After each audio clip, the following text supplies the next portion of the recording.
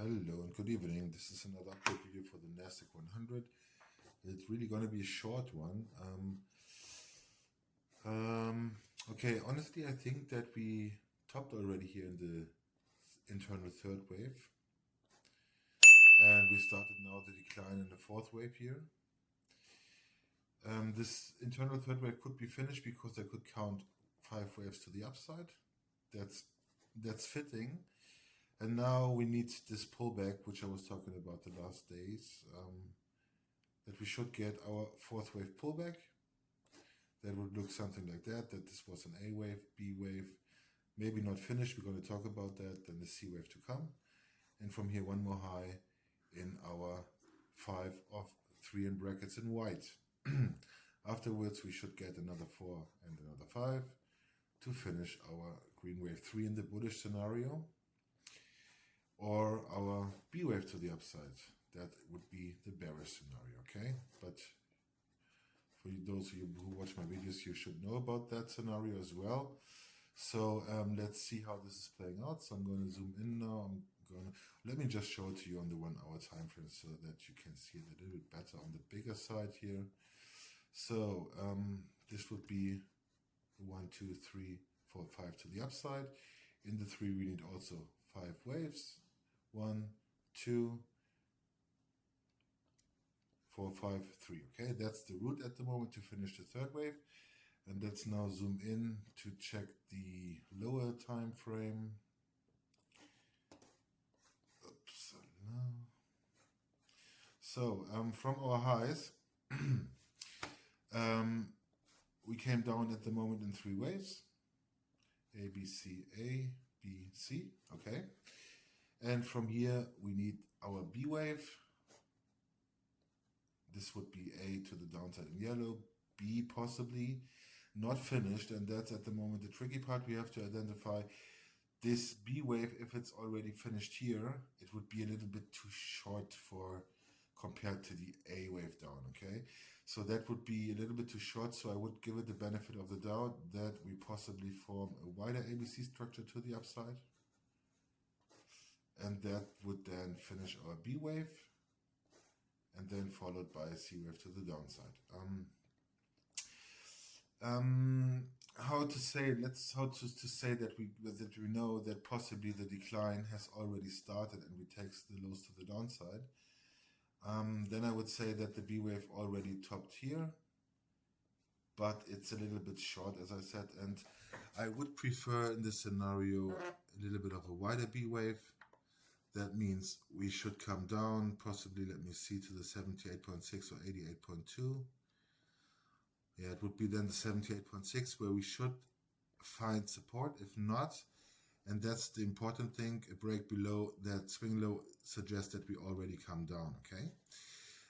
If we hold the 78.6 FIB retracement at 22,632, we can, or we need to give it the benefit of the doubt that there could be another C wave to the upside to form this wider ABC structure to the upside. Whenever this is finding support at the 78.6, we have targets to the upside, and this is only the case as long as we're holding the red line, which is indicated by, or the swing low, which is indicated by this red line, at the target which I had on the chart at 22,599 around, or 602, something like this. As long as this is holding, we could expect another move to the upside in the B, and then followed by a C wave to the downside. The first indication, honestly, would be a break below 22,632. That would be the 78.6 break. If this happens, the probability shift that we go down directly. As long as this area is holding, I do expect another bounce here in this ABC structure. Okay, what else to add? Let me put up the volume profile so we can see if we have support in the area.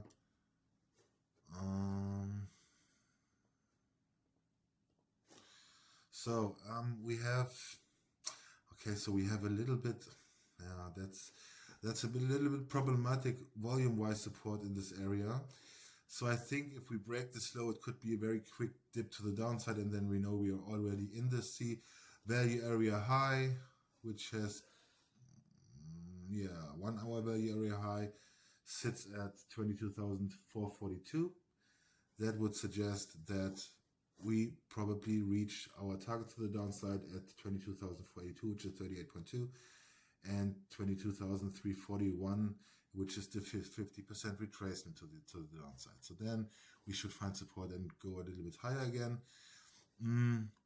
I cannot count this impulsively to the downside at the moment, which is a good sign.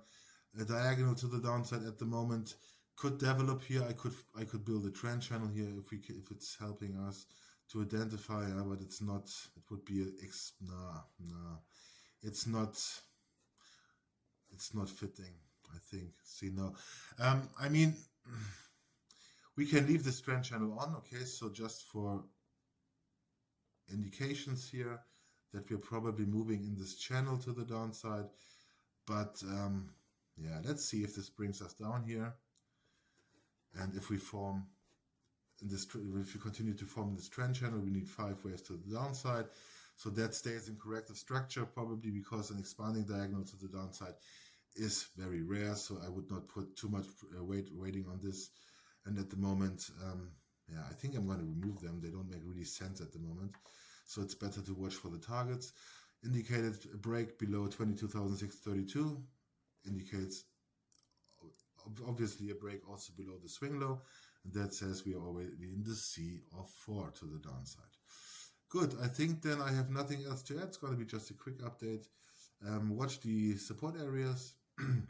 Watch the Fibonacci levels below here. And also watch the swing low, which is very important. Okay. As long as this is holding, we can go a little bit higher in the B, in the C of B. If it's not doing that, we can come down directly. Okay, I think that's the update for now.